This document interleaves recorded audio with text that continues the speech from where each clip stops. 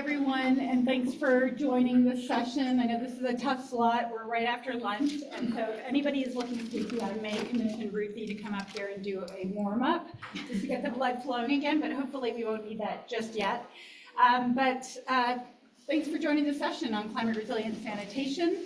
And this is the only session at this conference that is really talking about climate resilient sanitation. And I just wanted to spend, just a minute to talk about why it's important that we are talking about climate resilient sanitation, and it needs its own dedicated session.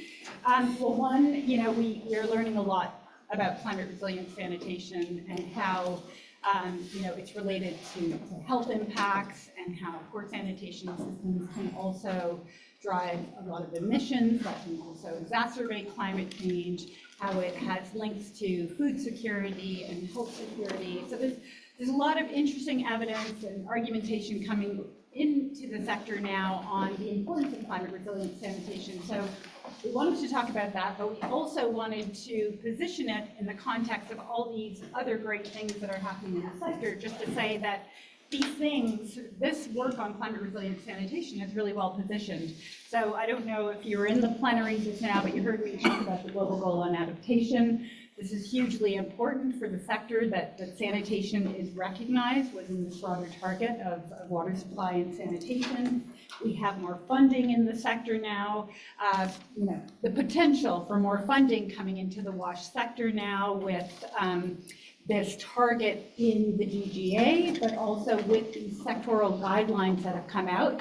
And I just wanted to mention that the Climate Resilient Sanitation Coalition, which I'll speak about in a second, has just produced this new annex, and it is up for public consultation at the moment. So this is a great opportunity for you to download it, have a look, make any comments, because it will be finalized in the coming months and launched at COP. So the Climate Resilient Sanitation Coalition, I am one of the co-founders of this group, and we started it a couple of years ago in recognition of the fact that there was a very poor articulation of the relationship between climate and sanitation. And we weren't seeing it in sanitation policy and programming, and conversely, we weren't seeing it at all in the climate space. So a lot of big organizations came together to say, let's join forces, let's try and articulate what this is, and try and advocate for it jointly. So the coalition grew from about 5 or 6 organizations into now over 30 organizations, many of whom are in this room. And I guess this annex is one of our milestones as a group to have supported GCF to do this. Now, I was asked to say that if any of you are interested in becoming a member of the coalition, you are welcome to join us. And basically, the only ask of you is that you join one of our working groups. We have a number of working groups that are dedicated to looking at pieces of evidence, looking at advocacy initiatives, writing key message documents, etc. So if you're in the coalition, it means you're an active member and you're contributing to the general betterment of us all, when it comes to climate resilient sanitation. So I just want to say this is all linked also to all the global monitoring efforts that are afoot now, linked to the GGA to try and measure and track climate resilience across countries. So again, hugely important, this work. And I think one of the upcoming challenges for this annex is going to be looking at how do we translate this into meaningful guidance for countries to start rethinking how they approach their sanitation program. And this is not just about slapping a ribbon on your sanitation programming and saying it's climate resilient because GCF says sanitation is included in climate. It's really a fundamental rethink and trying to position it at the intersection of many sectors and looking at how we can do sanitation better. So, it's a challenge to us all. I just wanted to take a few moments to walk you through the session today, just so you know what to expect. So we'll start with a few paired. We're going to start. Wait a second. We're going to start with Dr. Barbara Evans, who you all know, and she's going to help us to understand some of the key recommendations that came out of the recent IWA conference. and specifically around climate resilience. This will be followed by some paired conversations on the type of actions you might have taken to improve either sanitation resilience or mitigation. This will be followed by shared experiences of climate vulnerability from a low-income country with a high-income country. And that will lead us to the substance of the session, where we'll have breakout groups under the facilitation of Miriam Otu, who will discuss policy, institutions, regulation, and finance, a second group on service provision, and a third on user engagement. So after the breakout groups, we will have a plenary feedback. But I think to kick us off and frame this session, I wanted to hand over to Dr. Barbara Evans.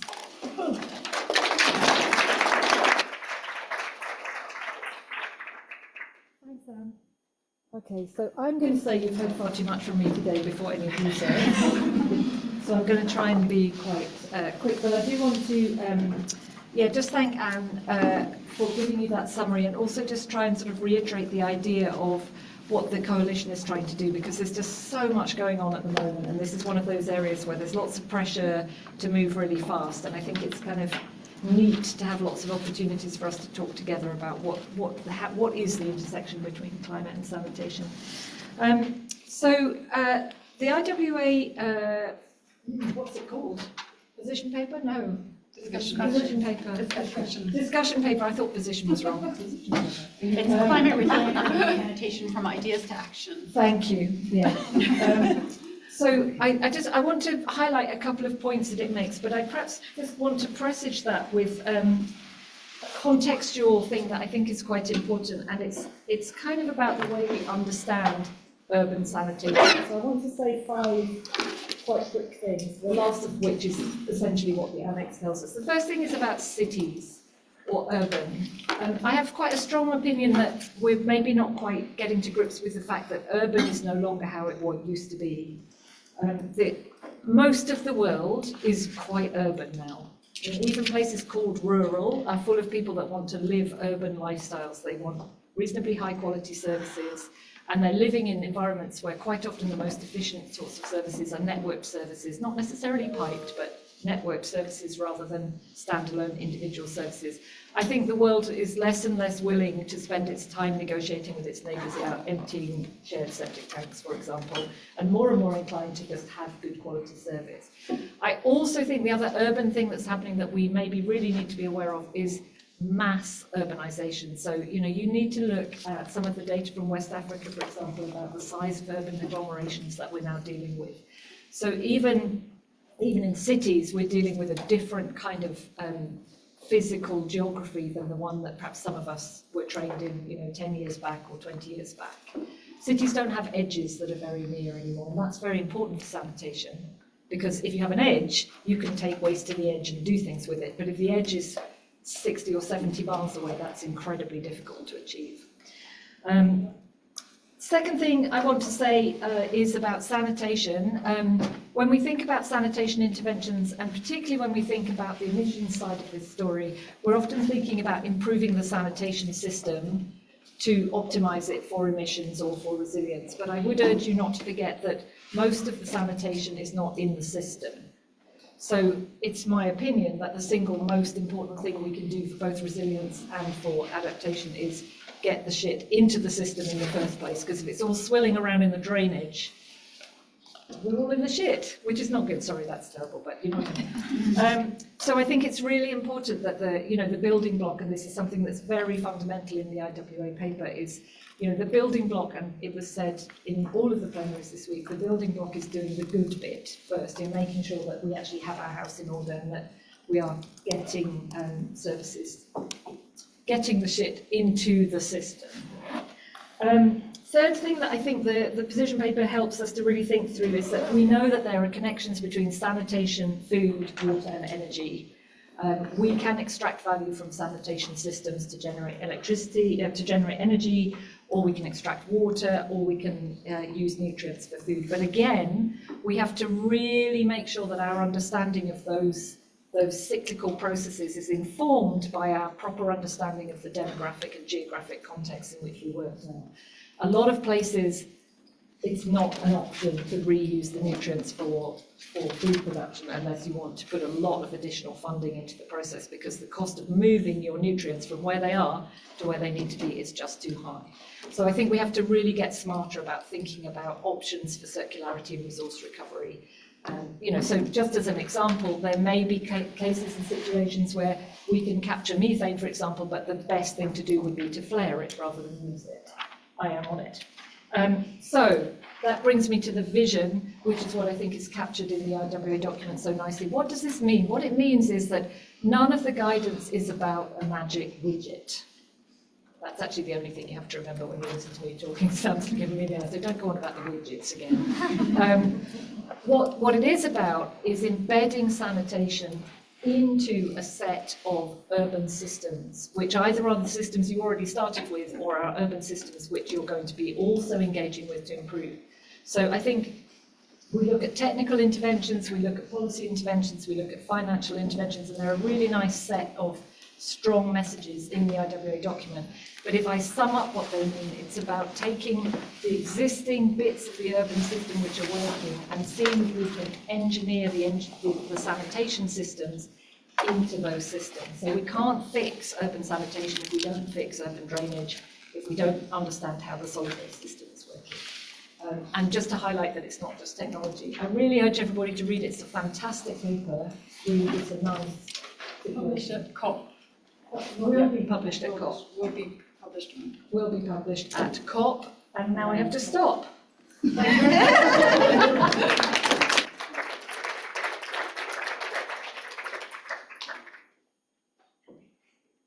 Brilliant. Thank you, Barbara and Anne. That's a great introduction. That's all right. My name's Olivia. I'm from the University of Bristol, and we've just got a nice little survey to kind of kick us all off here so that we can compare it to how you're feeling at the moment about CRS to how you're feeling at the end. So hopefully everybody's familiar with Mentimeter, but if you're not, please go to menti.com, which is at the top here, and then you should be able to type in the number, and then on your phones you'll be able to join in the session on your phone or on your laptop. So I'll give you a few seconds just to do that. If you can't see the number properly, I'll read it out for you. It's 22469909. And everybody's looking like they're getting onto it. Perfect. Some people are already voting. I was going to encourage you for 45 seconds to talk to your neighbour whilst you're doing this. But if everybody's already filling it in, I'll time 45 seconds and then we can stop with this bit. So off you go.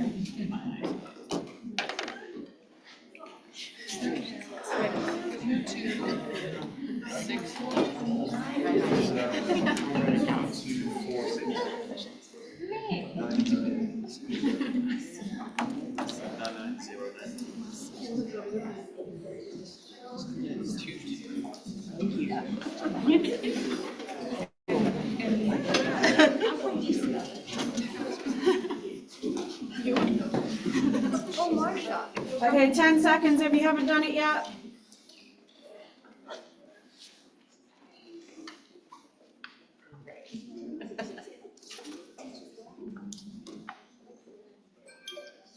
Perfect, okay.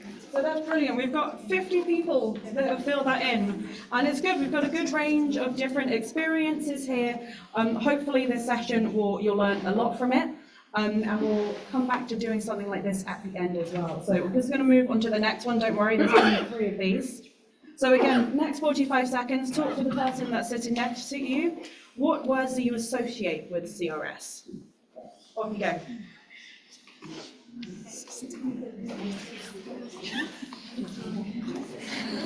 And you can type in a word and then it should pop up here in a nice cloud. I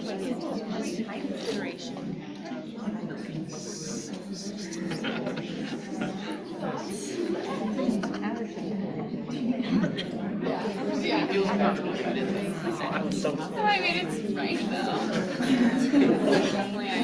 Adaptability.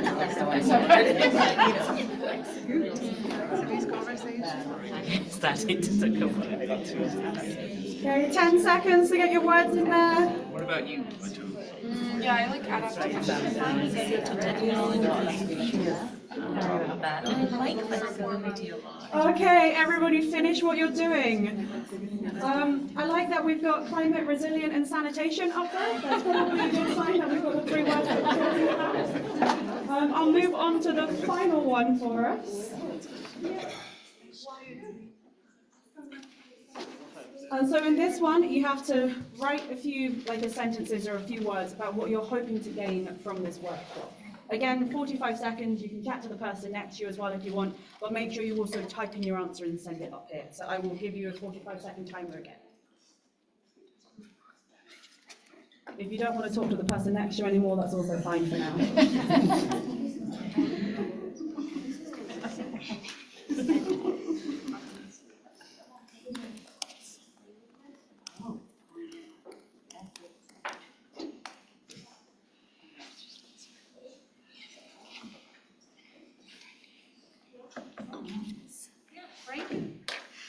We've got about 15 seconds if there's anything else you want from this session. I know all the members of the team are looking up there, seeing what they can bring into the sessions to answer these questions.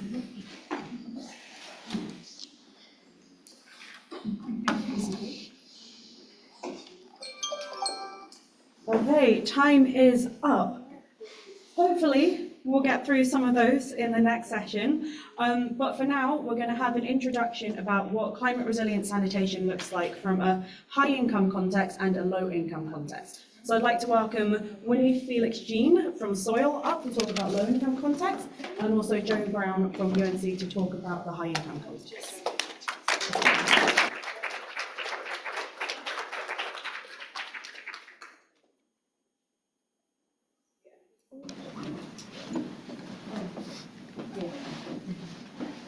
Don't answer that question yet, that's for later. Sorry. You never saw it. Next slide.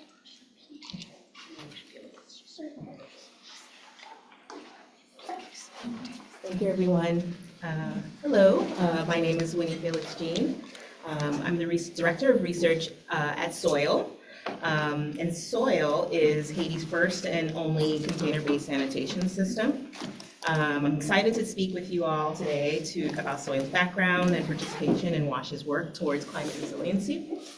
So today I'm going to briefly discuss Haiti's geographic and sanitation situation and how it impacts vulnerability and how the sanitation situation and geography is impacted by, or it leads to vulnerability to climate shocks, as well as Ecolakai, which is Soil's sanitation service, and how we're fundamentally and operationally suited for climate adaptation. So this is essentially a map of the country. As you can see, it's based in the Caribbean along the coast. Soil is located in Cap Haitian, which is which you can point out. You can see on top here, and the area essentially experiences distinct wet and dry seasons, which of course impacts greatly the climate situation. So this next image is very stark. On the left, you'll see a mountain. Haiti actually means land of mountains in its original Taino language, and it constitutes roughly 70% of the landmass. On your right, you'll see an instance of deforestation, which unfortunately 98% of the region, the mountains experience instances of deforestation. So that, of course, contributes greatly to its vulnerability and heightened sensitivity.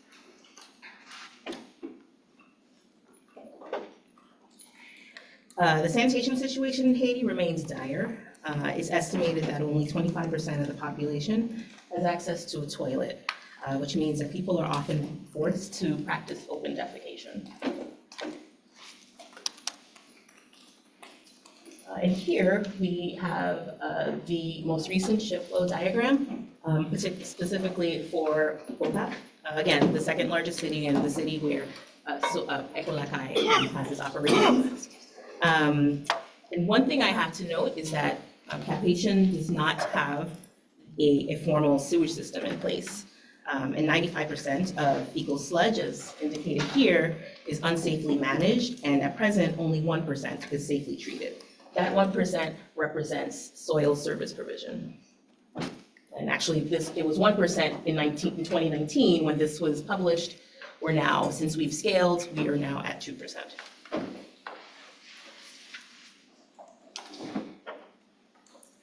So as I mentioned in the beginning, Soil is a container-based sanitation enterprise known in Haiti as WaterAid. The toilet itself is locally produced, portable toilet, which requires no infrastructure, thus ideal for OCAPs. And OCAP is the local name for Cap-Haitian. I go back and forth with that. OCAP's current sanitation landscape.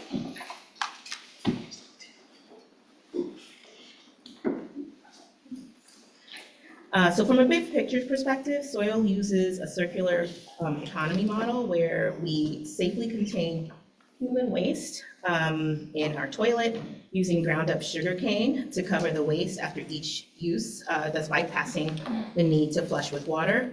This both keeps the smell at bay and prevents vectors from coming into contact with waste. Sealed 5-gallon buckets, and this is where the poop falls in within the body of the mobile toilet. Those sealed 5-gallon buckets are delivered to designated collection points and depots by our customers weekly, where our team then collects in our 3-wheel soil poop mobiles, as we call them, and transported to our waste treatment site. Fresh buckets and cover material are left for clients during this exchange. And then lastly, as the waste treatment site, the waste is emptied and transformed over a series of months into nutrient-rich compost that can be used for local agriculture. So it truly is like a circular end-to-end solution.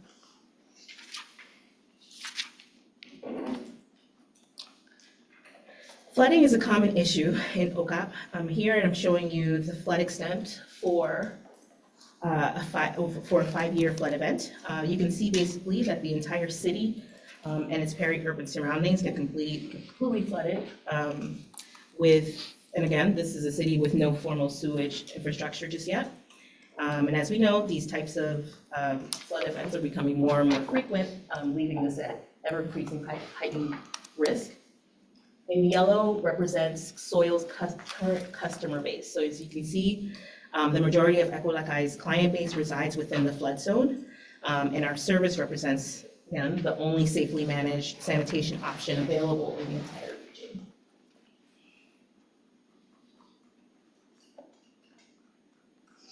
And next, we have an actual visual of what flooding looks like in OCAP. Soil's container-based service was designed with low-lying urban areas in mind and is the only on-site sanitation service which is flood-resistant, as containers can be sealed as needed and placed above floodwaters, safely containing waste until collection is possible. Flood protocols involve monitoring weather patterns daily and following news of incoming weather events that may result in flooding. When news of weather events such as hurricanes or heavy rains is made available, our internal protocols are activated, which essentially involves printout of memos with instructions to tightly seal buckets at all times, leading up to weather event and place memos in the empty buckets, which are distributed to customers weekly. As well, like this is one of the solutions, and this is what we do if we know in advance of a weather event. Memos aren't always possible, nor are they always the most effective means of communication, particularly when you're dealing with a population that does battle with high rates of illiteracy. So there are a number of things that we do. In addition to the memos, we also send out SMSs. We have radio programs, or we make announcements and instructions during radio programs, particularly during sporting events where we know many people will listen. And sometimes, if it's very, very necessary, we have our team go out in most high-risk areas with megaphones with the instructions.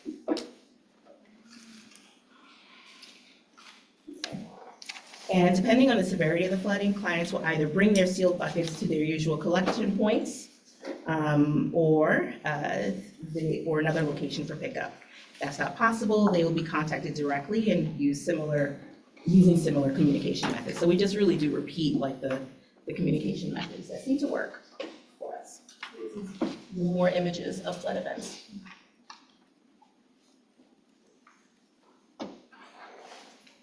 So I think in terms of adaptation, our particular protocol is quite simple. It's agile. We're flexible as the need arises and very much customer-centric. Our internal processes are such where our agents are very much, okay, well, our agents are very much, have a very close relationship with our clients, so they're adapted to their needs and are able to communicate regularly and do so. And so we have a very high rate of bucket returns, even when they're lost and they're unable to be maintained at the collection points. So while it's simple and it doesn't seem very sophisticated, it's something that works and it does provide a high level of protection.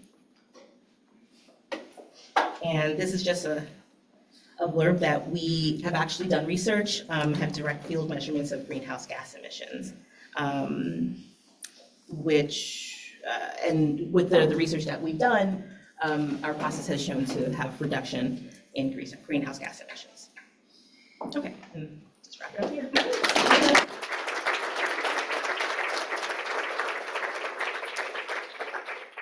Thank you, and this is our team.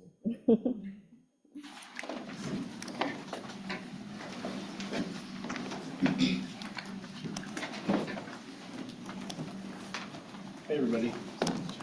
No more PowerPoint for me today. Someone lift their glasses up here. Thanks. I was asked to say a few words about high-income countries and sanitation planning and climate change. And I just have a few points to make, so I don't have any slides. And my only experience is in the US, which is, I think, an outlier in many ways across any axis that you might want to suggest.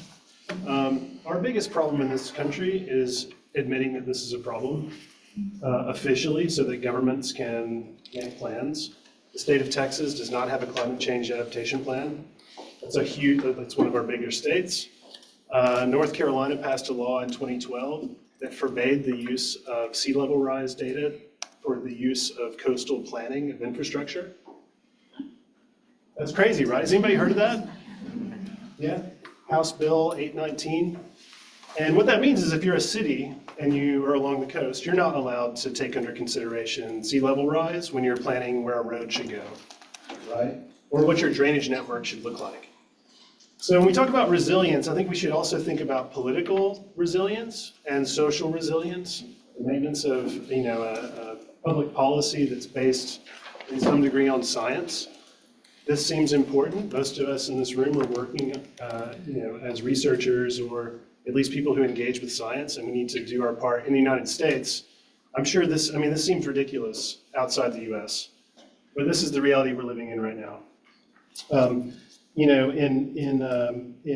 this relief of the current flood in North Carolina, some of the emergency responders have been met with armed people who've learned conspiracy theories on the internet around how the government now controls the weather. Thank you, internet. This is becoming a big problem. So admitting that there's a problem and doing something about it is really important. So the formation of planning that can be proactive against the climate threats that we know are here with us and will increase in the future has everything to do with our mainstreaming of these ideas in our political culture. So in terms of planning for the unexpected, so creating climate change plans, and I should say that municipalities and sort of sub-state levels of government are able to do their own policy planning within certain constraints in North Carolina. And, it's very variable across the United States. But I think I called this morning for institutional change around planning for mitigation and response to extreme events. This is something that was not really foreseen in North Carolina in the flooding in the mountains.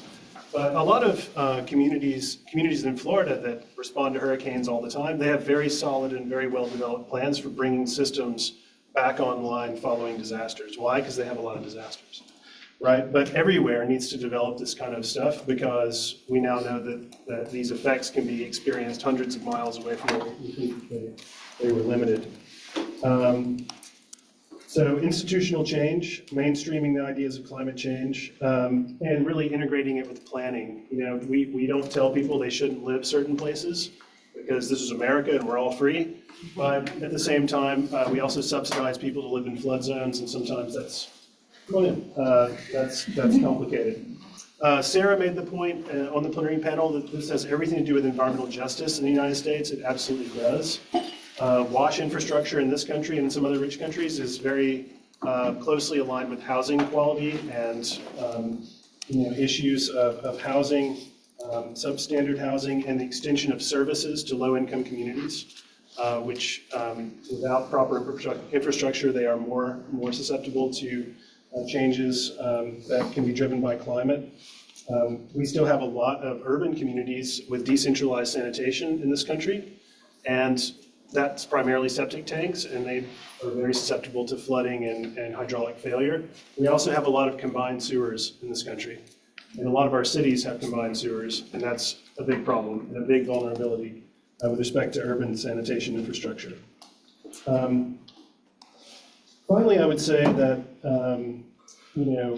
we lack in many cases the cultural and social knowledge of how to be resilient ourselves when these things happen.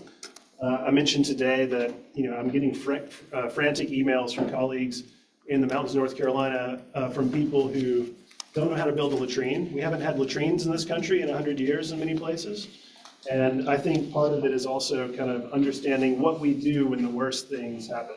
Because the worst things could happen. And so I think we need to be prepared for that, both through planning and policy, but also just kind of as a general awareness of people who will be faced with extreme challenges. That's all I have to say.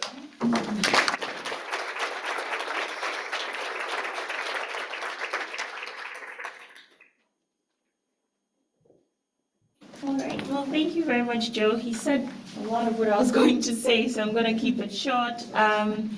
I think we're going to break into small groups for our discussion, and the themes that we're going to cover really stem from the IWA discussion paper that Barbara mentioned, and we're largely going to cover 3 themes, so policy, institutions, regulations, and finance, and I think that Joe has already made the case why that topic is really important and how integrating some of these concepts into plans are critical.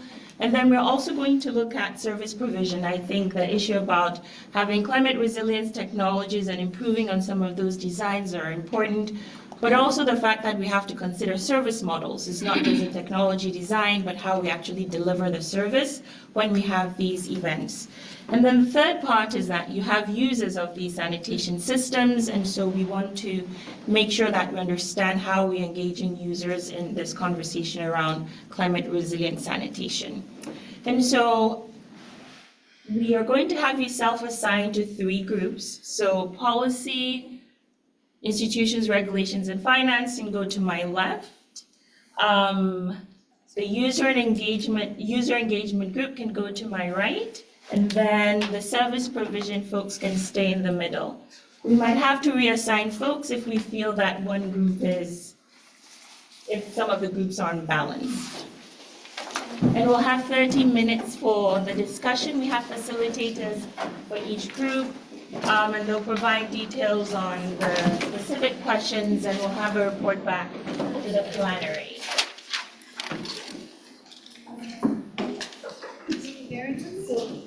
Policy and institutions to the left, user engagement to the right, and service provision in the middle.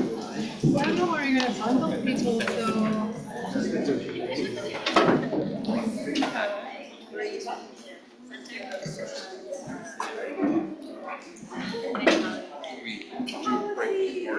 Maybe from there, you want to talk about policy? How are you? I'm good. How are you? I don't believe so. That might just be.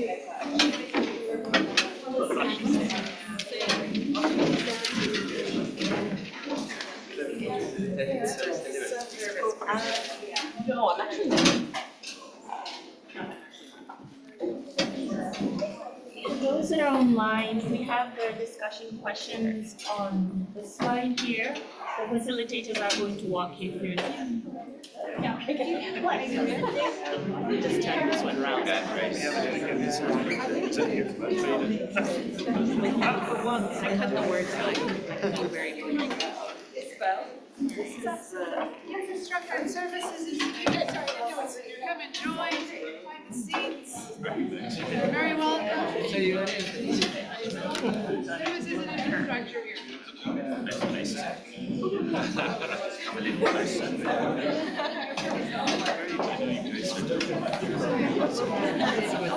Oh, is it like a specialized Well, we're trying to make this morning as best as we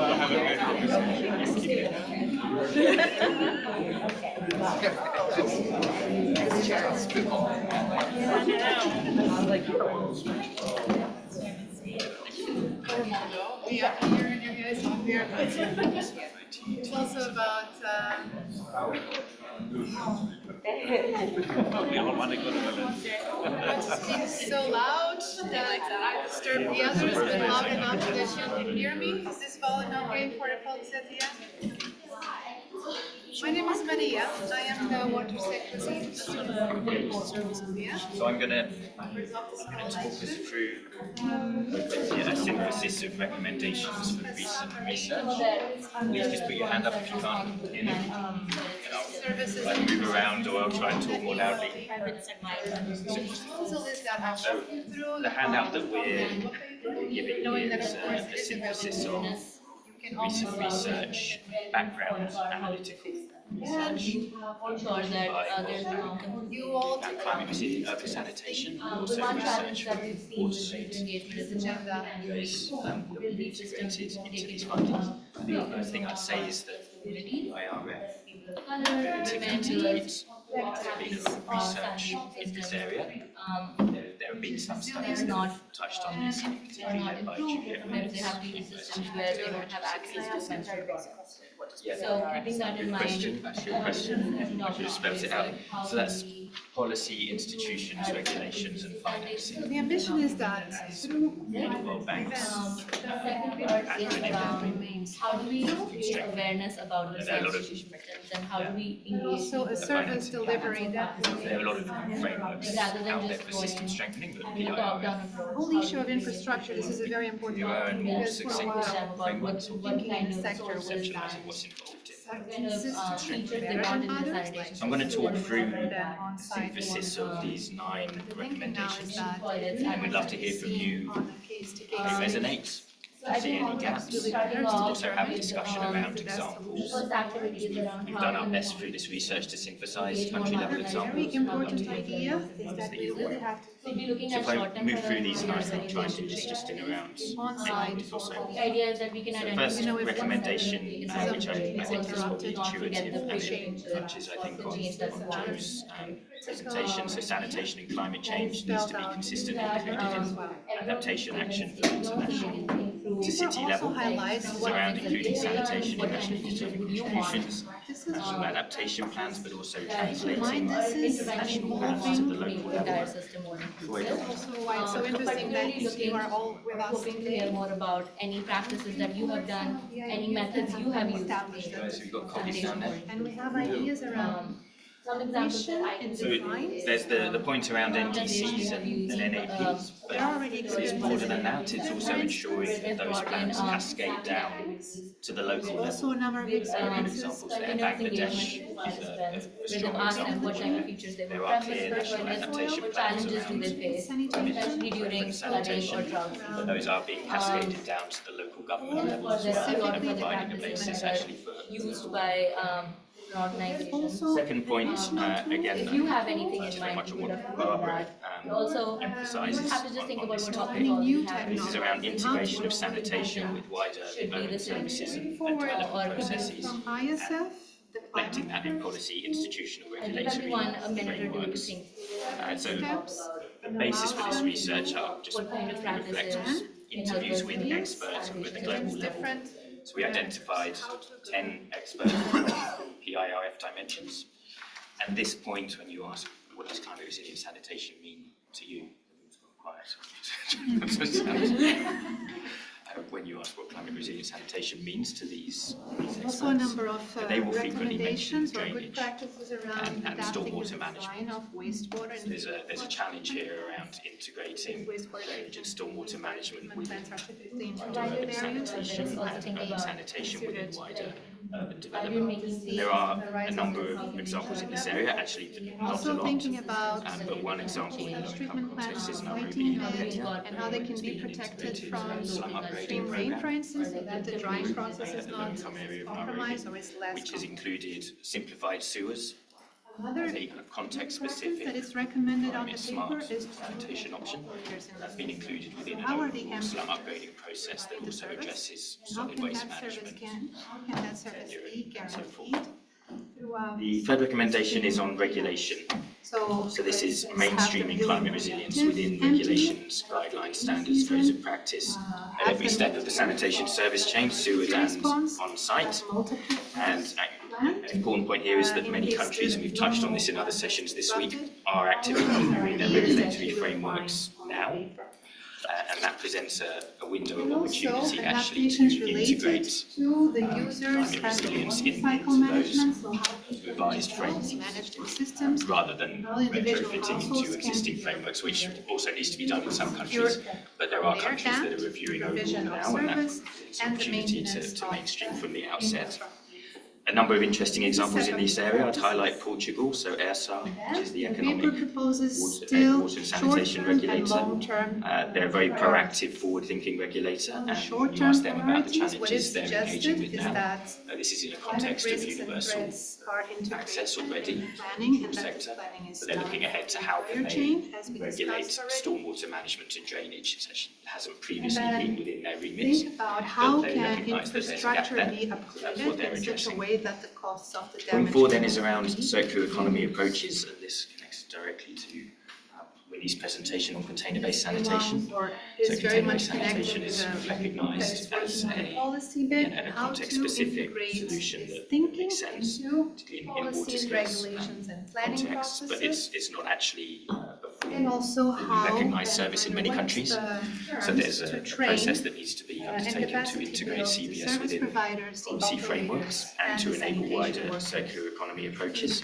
The to Green stand, Climate Fund, when they climate change talk there. about climate resilient In sanitation, terms of the long terms, there are remember, I two think circular economy priorities. is Both of them are an focused important part on. of how they conceive of the First one contribution is looking at that sanitation research can make around from a climate innovative perspective, so technologies, wastewater reuse also practices make an important and approaches. contribution The second to one climate is change more research broadly, around the mitigating bit. water scarcity. As we all know, And so we recommend here that sanitation guidance in releases this area needs to be strategic gas and emissions. pragmatic, needs to be grounded in Stand and the circumstances that mindful of the rights of sanitation workers. fully understood. There's always a at this balance to be point. struck in promoting Of course, it's circular really economy important approaches. that There's a lot that research needs is to be in advanced place in that to be safe, people selection, wastewater reuse, paper and has it can only go so 6 far in bridging the key financing gap in messages. terms of waste to I'll leave you value. with one, But it's an remember important just the part one of is this. puzzle. Um, Recommendation 5 then is key around really message the is capacity that elements climate of this. resilience needs to So be equip looked so at the institutions the within the entire IRF, CBS chain, generally that's taken in the to context refer of to the the service authorities. intervention that And is so here we're highlighting the need to develop climate-specific skills within, for example, utilities that are responsible for sanitation and municipalities. So really anyone Should have working in a introduced Corey, utility who needs is- to get I'm to a place sorry. where they are familiar who is with co-facilitating the emissions, session services and that also they are going to be reporting back. supporting within We a have lined citywide up inclusive a number sanitation of guiding context. questions. And the reuse element of this also has specific implications because there's a knowledge gap, a skills gap around reuse that needs to be first addressed. And reflect in research we go into and more write detail down. with it. And it really recommends that ministries, it's for ministries really to take the lead in this area. There's a need for Any of the questions, multiple retooling of the questions, sanitation sector. comment that is To be unrelated. driven from the top in terms of comprehensive Colleagues in the back that maybe don't see so well. Moving on then to First flexibility. suggestion the to point that reflect on you'll hear is often what in this additional discussion elements around or the need for considerations flexible planning, financing, regulatory frameworks, because should be taken into resilient account sanitation is To enhance enabling climate the service resilient urban providers sanitation. to adapt. Remember that we're to always emerging thinking about unexpected services conditions. and So that infrastructure. flexibility Other needs to groups be are met dealing across with all of those those. elements in So terms what of other planning, considerations in maybe addition to what is already stated on the paper? I know that I went through the paper very fast, in terms of very regulation. superficially, Service providers need to be but given I believe I touched the main points. So in addition to services, what use of else drought or do you extreme see weather events, that needs to be changing factored? tariffs or taking steps that need to do. That's one question. Feel free to answer to that one. And there are good To another examples from one. Eastern and Southern Africa region. Your experience, So Noasco in the Zambia paper is also particularly, full they've of been very examples. proactive in Very developing practical. climate risk screening guidelines to So support the utilities. question is, from your experience, what other Point 7 is, I think from our perspective, the Technologies researchers on this, a key takeaway in terms of reflect evidence adaptation or really maladaptation very that little can said also in the be literature factored currently in the around paper. tariff models That's the and second costs of climate resilient sanitation. So the evidence is Think not about there. mainstreaming Say either at a the global concept of climate resilient urban sanitation. types of service delivery adaptations that we've been Practitioners talking or about. academics. Cost. And logically, You see as there's the every way reason to think that they How will can be this be expensive, that operations and That's another maintenance. option. Climate resilient sanitation is going to be a higher cost. So how then is that going to be funded? I mentioned two Tariffs knowledge within that, gaps around tariffs, maybe a research, small part actually of the overall cost. innovations and Need to technologies, be and revised. on the And there are innovations regulators bit. that are looking at this. What There other are knowledge SNSS in Chile, gaps for example. are we aware of? They are adapting tariff models now. They're in discussion with service Other providers considerations around what is required that to are enable not on the paper and should be. service providers in stormwater Your management. practical Then we experience, move on to suggestions financing. of I hope I'm tools, not approaches, too long here. practices, So there are two elements to this. One is around challenges and funding. opportunities adopting this So agenda. those are highlighted as part of a menu of financing Additional options that knowledge. includes green municipal bonds. So San Francisco in the US is an example of Feel free to green municipal contribute bonds to to multiple, finance climate resilient just the one or sanitation two. infrastructure. But there are a To wide comment range on of other something else that mechanisms is that we not here. highlight, and That's domestic also resource very fun. mobilization We're should never essentially be picking forgotten your within brain. this discussion. So public finance needs to be really always at the forefront. That has to be a core part. But then there are other prerequisites that can be It's done. not a quiz. And then finally, more targeted It is financial just incentives to support just to give a moment sector for people to engagement. reflect and So there consider the are paper, and many then we'll talk about levels it. to this. We talk about results-based financing and targeted subsidies to enable infrastructure improvements, particularly at the household level. How to support households in upgrading their sanitation infrastructure in low-income contexts. There's to be financing mechanisms for that. Stimulating private sector provision in pit emptying services in terms of the operational responses. Active management is really important. So it's, the evidence is, we have kind of empirical evidence of this. There's every reason to think that more regular pit emptying is part of the solution in terms of climate resilient sanitation, both for mitigation, how then to support that, and that is likely to include again. Anyone wants usually to share an idea with the rest of the group? Example, And I'll scheduled take dispatching. Like how does this? And then finally, incentivizing the connection of unconnected households to existing and planned sewage networks, and where that is And Corey and I will try to organize like better in incentives to promote wastewater and green sludge reuse. idea clouds of ideas, so to speak. I've talked for quite a long time there.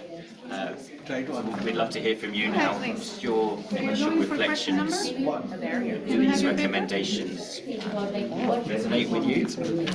Handwriting, maybe an issue that's your face said, handwriting. Disagree with, based on your experience? And I emphasize here that much of this work is ongoing. You can talk to everyone, so everyone can hear. Continuing So I was to trying follow to answer the one. the policy papers that draw on some of this background analysis. Forget about urban. This is a live Normal stage opportunity also, to influence. Many times city authority If try you to have any, handle. if you have any feedback on these recommendations. We are talking about urban, climate resilient urban sanitation. Yeah, they I think one must think they should be having a proper city sanitation plan. With designated budget, factoring in incident, climate incident actually happen. Otherwise, when the incident is there, it is very difficult to So, ahead. ahead of the proper planning. In a coastal area, we are likely to be flood and etc. Proper planning. Go ahead, Lars. I think I'm just adding on actually the same thought, more on the district levels though. can be a good master planning, kind of what service delivery models are suitable for what area, and they may not be the same for everywhere. I guess maybe how can you adapt to a certain situation, but you also go into danger zones or kind of certain zoning where Great point, thank you. actually It's I true not to say that deliver the this service or rather planning see overall, let's say, is looking more for from other reasons. an adaptation and development perspective and less. That would also be under one. Opportunities. Possibly, I mean, it's nice to said this before, and that was number one, so. We do end up having a party method. Yeah, Not something that we can sustain for very long time. Renee and I also talked a little bit about the first one. And After that, both of us came up with something around kind of they provided call it user preference, but recognizing that if there are people involved with the service provision, we gotta make sure that the thing we're providing or asking them to do in order to facilitate the service is nonprofits what they want to do. responsible for is And then I think government should step up. I also noted kind of around worker safety, just as a consideration as we're thinking about how we maintain services, just how we adapt the ways that we are advising workers to keep themselves safe. Sort of similarly, like they are users as well, so their preferences or what they're comfortable with. And then I would say like sort of the last thing is Thank you, Adrian, again, yeah, that's. that as we are trying new things, how do we make sure that there's like a really strong mechanism for Particularly around integration of that to come in, like this was useful. If like we're all deploying the same thing and it doesn't work, but no one's sharing that, can you trying it in new contexts? Looking at User these, preference, worker safety, and feedback loops. not enough of the First one. So I think it continues to be. I think it should be explicit in the actual regulations as well. Yes, please. Yeah, something I've been thinking about today is system redundancies in sanitation. When I think about like electricity or even water in, I don't know, post-weather event or disaster situations, like there are more redundancies in those systems, and when like people only have maybe one sanitation system in their household that they're using, so what are the mechanisms in place to Difficult process of have backup options? There's a return, that there's a benefit to that. Sort of, and trying Yeah, to so I was hammer that kind of addressing the third question about whether you're appealing to facts and figures and data, biggest or appealing to challenge, at least feelings or in common higher sense, income whatever countries, is resonates like this idea of like climate despair and depression, where Working in the same area. Completely agree, and yeah, afraid that about policy climate piece, change that they don't even want it. it is fundamental. It's referenced under one of these recommendations in the paper, I can't remember which, but These climate resilient systems. I don't want to send you if Like, hey, you guys, the bank is looking it works right now. for action. Maladaptation risk that. It might be worth just saying a bit about that, because I think that responds to this point and the analysis that's needed. Whole truth of what this could look like. Maybe sometimes we only engage with consumers on one bit, but we don't really necessarily focus on how to take care of these Right, so this is outside of my area of expertise, don't inform them. and maybe it's already been covered and this might be a knowledge gap, but Natural products down I'm thinking as well about thinking into toilet science and not using into what exactly and how you downscale what projections are showing and starting off on that, like, do you have any suggestions? because we're kind it's a very varied basket of potential things that we're trying to be resilient to. Narrowing that down for an urban area, a country, So that evidence, could help. the bank is doing that, the evidence. That's obviously more about And also contextualising and green local climate as funds. well. But linking into the climate science that's available. That evidence around different scenarios, expected action is taken, that's going to be fundamental to credible proposals. Point in terms of managing user expectations and what users are looking for in their sanitation systems, kind of communicating away from quite into sanitation, so this is the gap.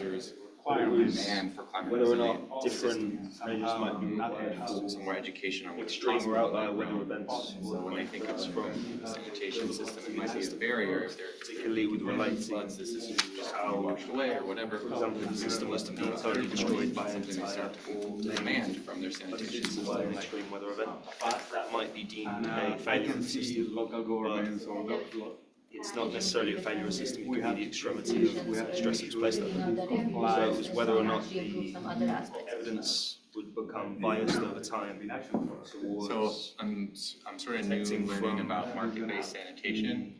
This is my understanding this is is recognised by the coalition around in each not case.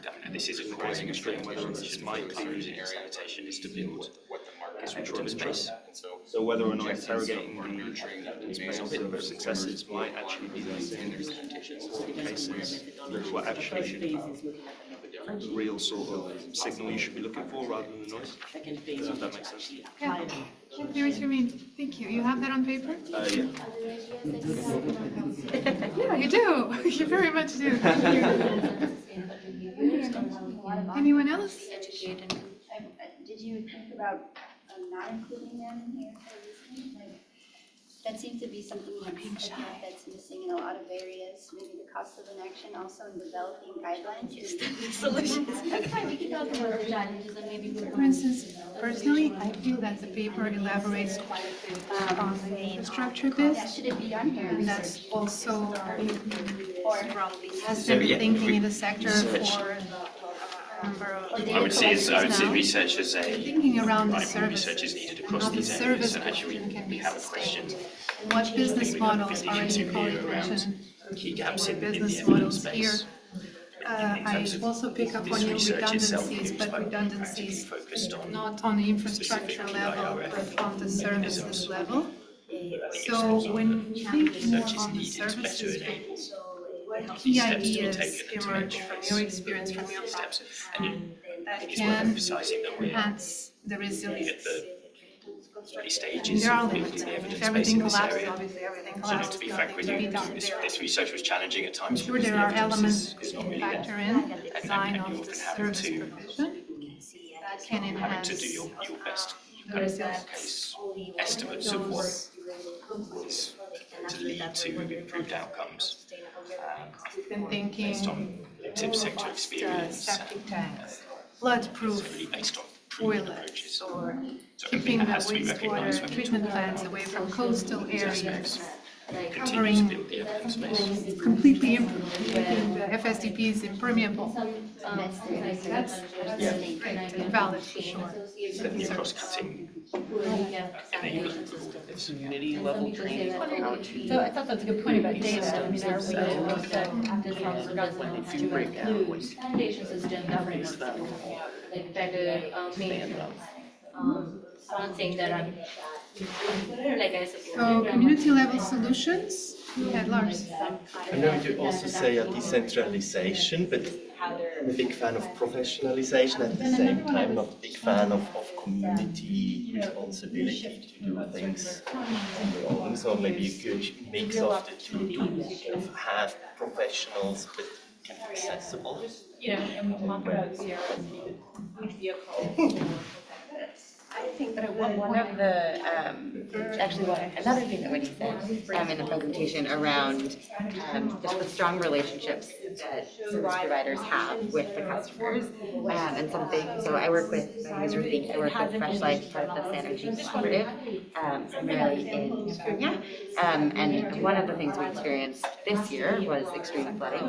And our ability to respond was largely driven by our customers communicating to us, like which of the toilets were compromised. So I feel like it's actually somewhere kind of nice with this like decentralization and professionalization is if we give people, our customers or communities, a sense of what they're looking for and clear information about what to do when that happens and how to communicate it, we have 7,000 toilets to take care of, and so can't simply go out and we don't have remote monitoring or things like that. And so figuring out how to kind of, I guess sort of like, I think probably like strengthen the relationships and the communication channels even Got it, maybe equips us so that without knowing what's gonna happen and what we're gonna need to do to respond, at least we can get that information flowing in.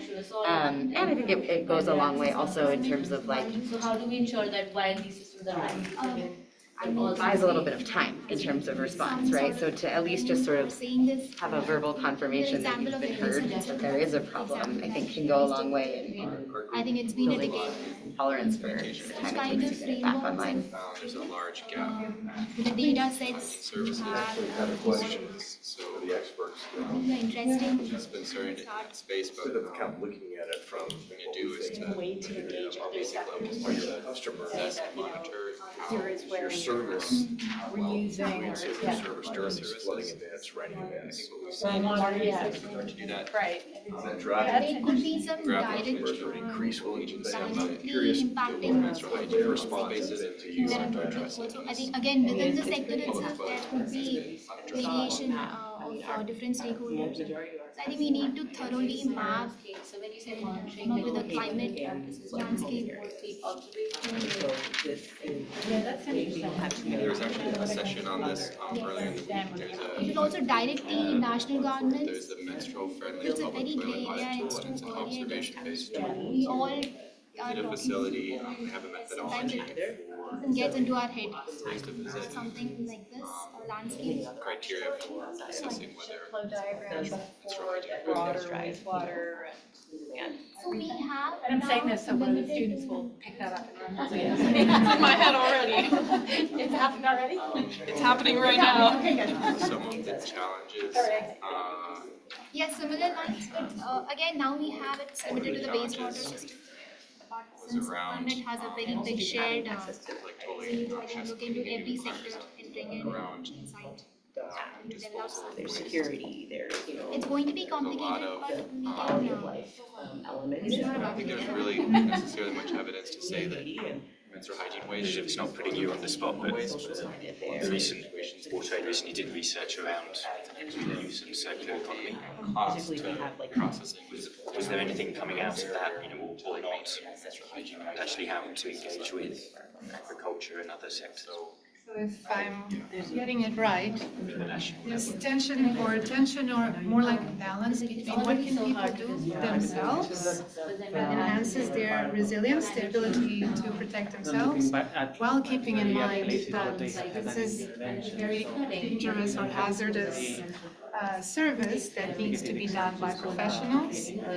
And at the same time, as we go into what this means for the demand typically increases during flood events. What does this mean for the safety of the workers as well? This is a question I'm throwing back to the group. Olivia, you're pointing at someone or you want to talk? Yeah.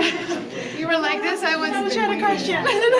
When you are thinking of it, it's the moment where you are going to the farmers or to the agriculture percentage that is not being served by container sanitation. Okay, I now have my compost. Who wants to buy it?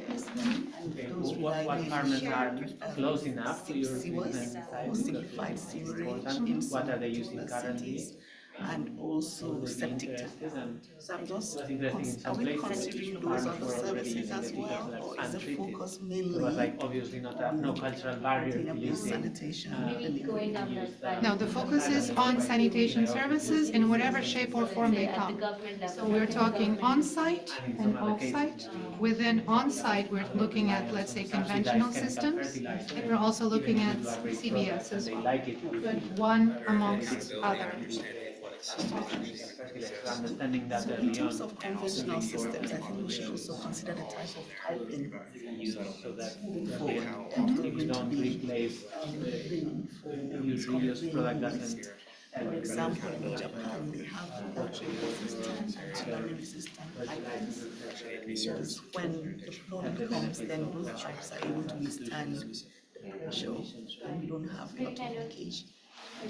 Unless if it's completely overwhelming on the flood that's but considering whether the suitable pipes, for example, for simplified sewerage, or the flexible pipes that communicate sewer networks providing these products when new services are provided, difficult to replace. when you want to see something to build. Thank you for that. Advantage, it's very costly. I do not have relevant examples. It's not very costly. Emerging tends to be the cheap crap. It's not costly compared to how much money we spend on other things. You know, just to say. Yes.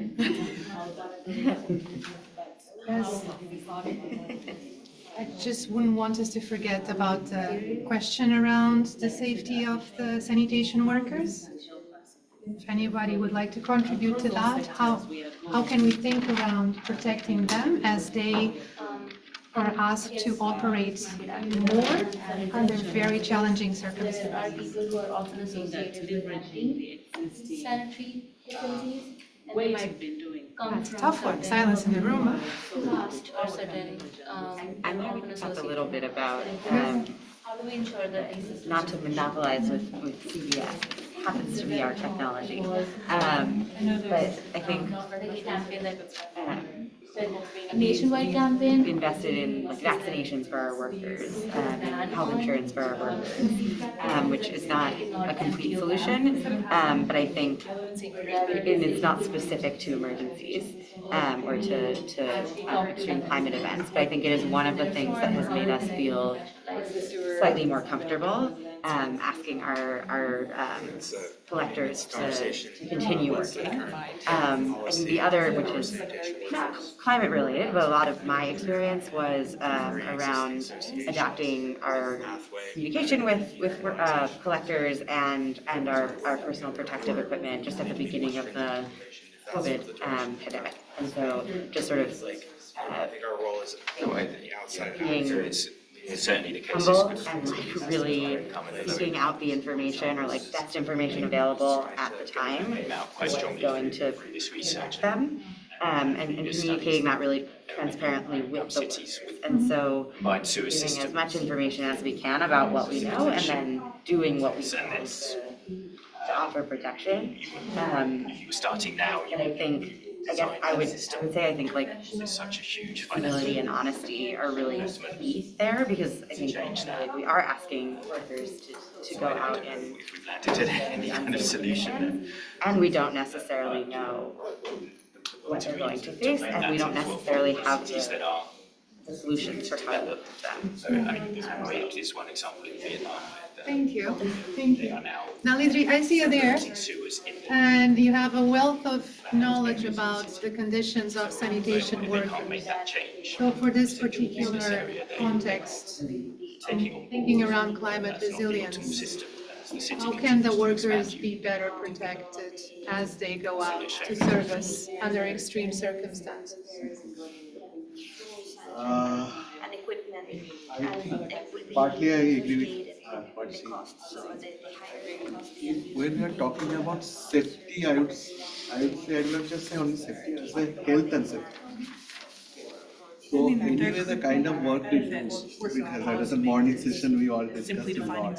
So periodic health checkup is very essential. Someone's, especially now when current sewage you're working in this kind of adverse climatic situation, they don't have a proper protocol of they may get a waterborne disease by serving, or snake bite may happen. You don't know, because in this kind of, so the little bit training on the disaster preparedness for them, along with this MT training. We had a question around example. Along with As you raised a specific good point protocol around on technology. especially for during In this, as the health side, has and any safety side, I still stick to that principle. The hazard has to reflect the containment. So when we are talking about infrastructures of the containment, it has to be designed like that. So you'll see we've given an example. I mean, it's not intended as an They will exhaustive not face list, they are much just challenges when they'll be emptying the thing. Or, keen to hear from you.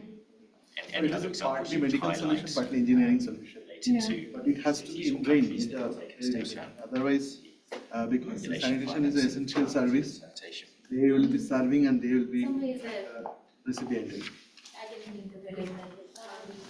Yes, go ahead, Olivia. I was going to say, I wonder if, like, in terms of risk and stuff like that as well, because we were talking about in those extreme situations where it's certain providers know that, you know, they are not supposed to be going out in certain conditions, whereas other people who have the right training and stuff should be going. I don't know if you're talking about the after a disaster or in the middle of the disaster or after extreme situations, I guess it's certain people do those things in particular who have the knowledge and the education. So otherwise I imagine that would be quite difficult to train all the sanitation providers in an area in the disaster and emergency response kind of aspect. The formal ones wouldn't be so difficult, but what we know from our experience is that the demand for emptying increases during the rainy season.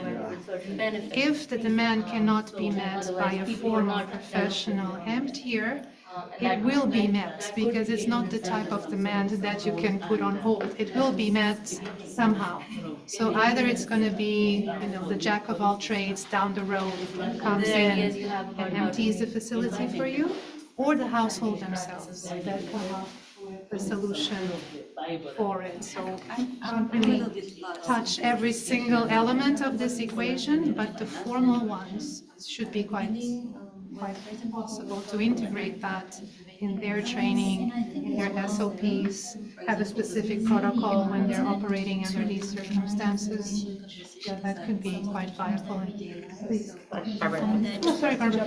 Surely then that's your systemic response. Two questions that we focused on. I think we started off with I see as climate resilient errors. So I think it's very important to really define and then we kind of also during the conversation around like there are a lot of maladaptive behaviors in a situation where a whole load of users of these climate change is reputation experts, or other times they're flushing down menstrual products down the system. How to maximize the system, how we educate by definition of the users. So almost you've come to that they can long-term sustainability from the point of view of how do we prevent workers doing work under extreme conditions hazardously. Terms and definitions. The safety program organise the entire service so that that doesn't happen.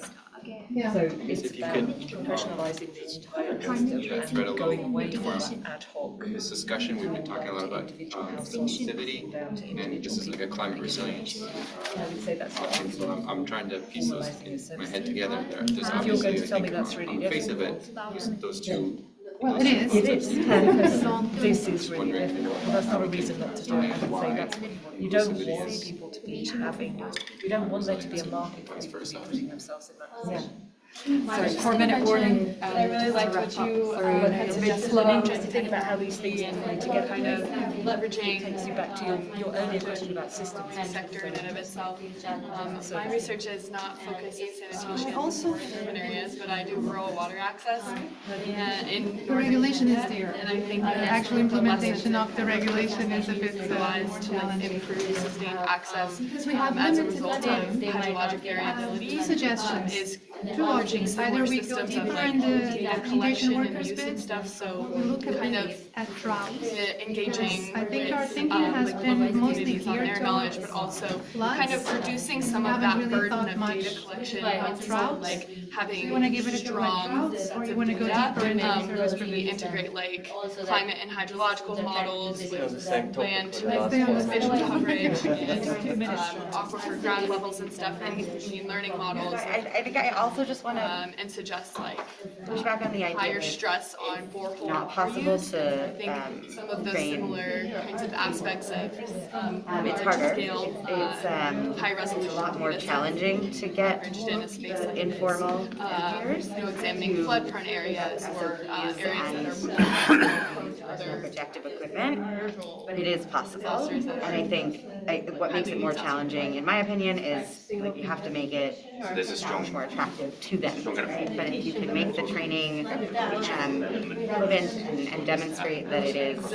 desirable, a lot of what we found in work with informal emptiers is they're interested in being armed and empowered with the skills and the training. And so I think alongside kind of system change that doesn't require anyone to empty at that time, just recognizing also that also the informal workers are First thing that needs to happen. susceptible, tend to be First thing that disadvantaged, so just to. methodology for measuring. That's what I meant by robust it's like methodology building that can be an assessment of that audited by partners. And even like in the meantime, you can totally go out and do a training with informal manual empty. I mean, you can't just like go out and do it, but it is really possible if anyone who wants to talk about that. So this was sort of more of a question. I've seen a lot in terms of two spheres which might relate to this week. One was the water safety planning and sanitation planning have clearly been very effective, and whether or not that methodology is played in a similar way towards sanitation workers. And the other is that I've seen a lot of people saying that you can't necessarily change the mind or the logic of the decision maker, so whether or not that same logic would apply to sanitation workers. Because if they've already making their decisions and the whole focus of the system is on, oh, we need to change their behaviour, in a similar way to with water safety plans, how you monitor your system, you try and better understand the characteristics of that system and you account for it, whether or not that would be an approach, because I understand that there is safe behaviour. If that behaviour is being repeated and attempts to change it aren't necessarily working, is it worth just brainstorming ways to mitigate the response to that behaviour rather than trying to influence them? And just say, okay, well clearly they do behave this way. There's probably some logical perspective which we can't get through to. So we instead try and build resiliency to that instead of saying, oh, just stop what you're doing and do it a different way.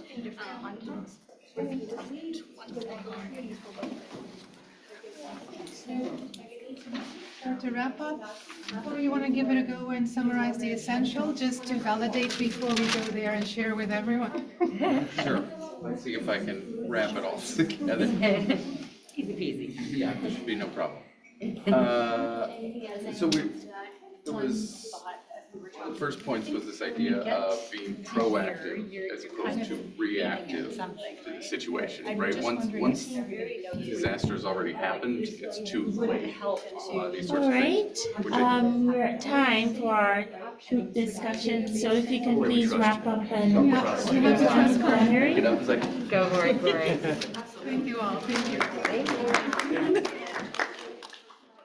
You need stronger definition.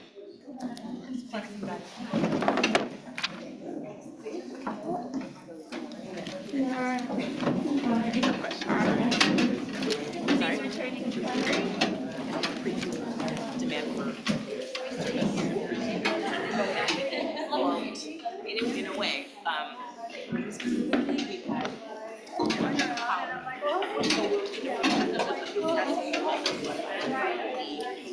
danger and the risk now. Where you currently are.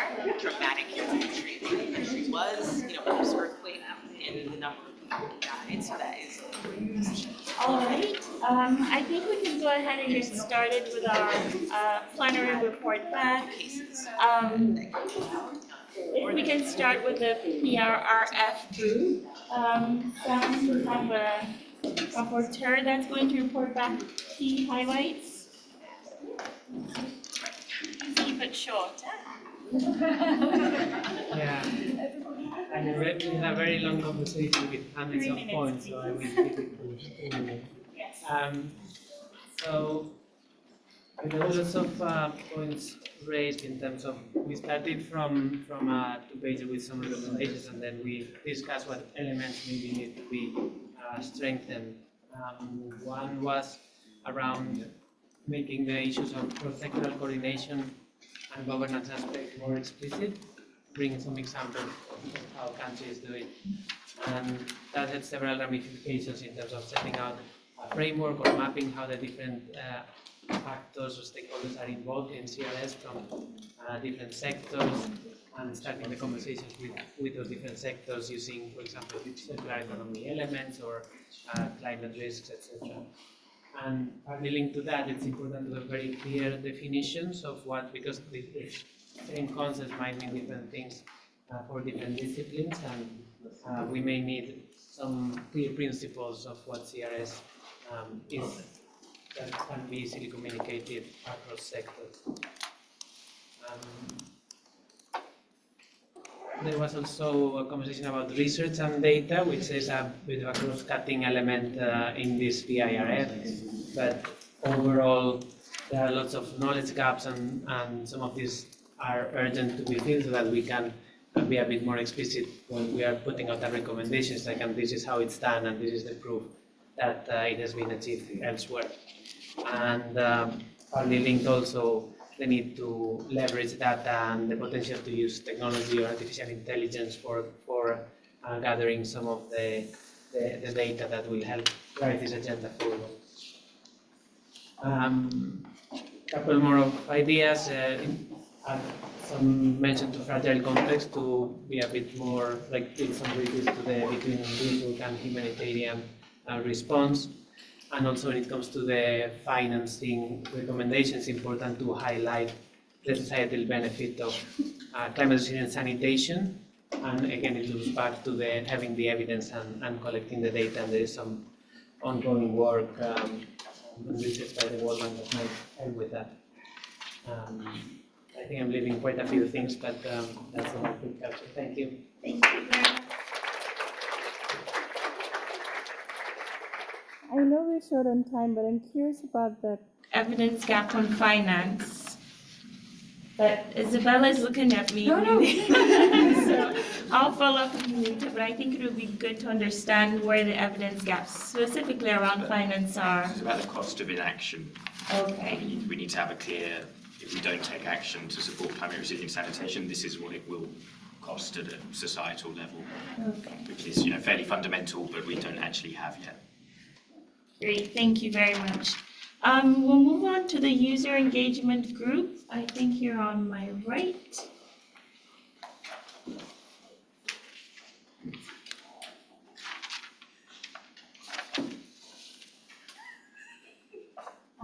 So our conversation around user engagement really centered around inclusive engagement, of being able to reach vulnerable groups of like women and girls and people with disabilities, and maybe internally displaced people, and as well as different failures and maladaptive coping mechanisms that users might be using. And so on that first part of inclusive user engagement, we were talking a lot about the challenges actually, rather than the solutions, and how time and cost effective or cost exhibitive it might be to do user engagement really well. And so we need a lot of funding to be able to actually make sure that sanitation services are inclusive and that we're reaching everyone that we need to.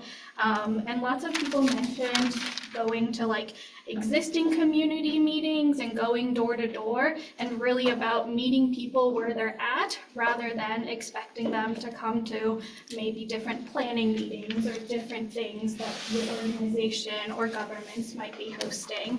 And I think in terms of the common failures and maladaptive risks, someone mentioned that instead of really focusing on what users are doing wrong, really trying to come up to it with a market-based approach and trying to engage people in education and really increasing demand for climate resilient solutions. And so showing them the benefit that it could have and really shifting the norms of the sanitation options that they want, so that we're not focused on shaming people for the already difficult conditions that they might live in, but really shifting the norms of what the communities have in their places so that more solutions can come out.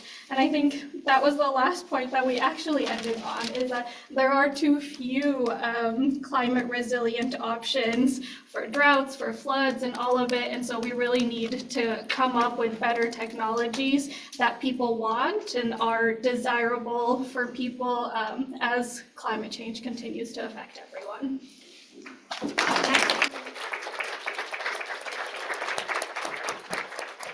Thank you very much. And Maria? Oh.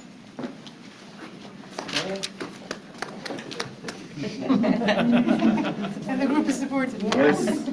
All right. So we solved the problem, so we can all go home. So a couple of different things. We were talking about infrastructure and service delivery, and specifically, I would note for the comments that I'm going to make here, I think we sort of grouped workers and sanitation workers, whether formal or informal, sort of as infrastructure, right? They're sort of part of that vital infrastructure extension, especially in informal settings. But one of the main sort of feedbacks that we were looking at when it comes to infrastructure planning and service delivery being proactive as opposed to reactive, much of this sort of infrastructure work has to be done ahead of time and installed ahead of time, because when the hurricane hits, when the flooding occurs, when the fires sweep through, it's already too late when it comes to the infrastructure sort of side of things. Additionally, the second point was sort of around training and planning that is informed by feedback channels, by evidence, by data, and user preferences, so that what is being rolled out people are using, but they're also using it through a tailored approach to their location, right? So to put this into context, right, there's going to be a very different set of sort of training and planning that you would do in a low-lying area that is often inundated with seawater, as opposed to something that's high in the mountains and is vulnerable to wildfire or drought, right? Those things are very, very different.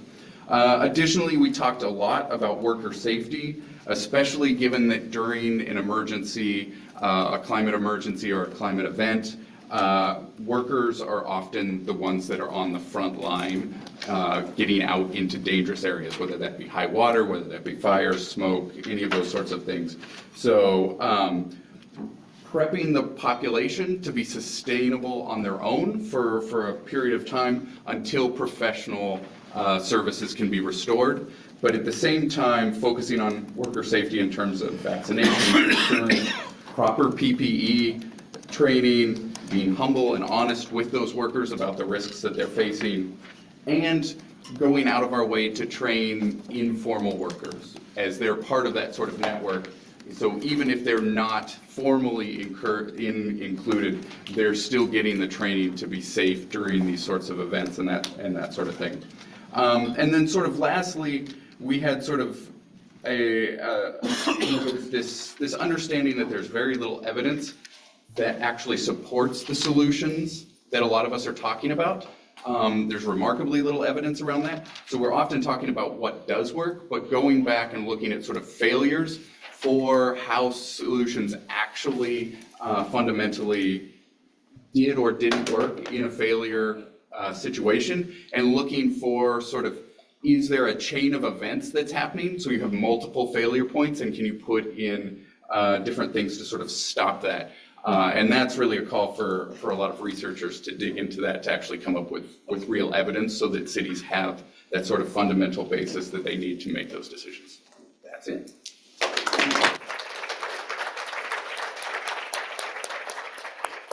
All right, so thank you, everybody.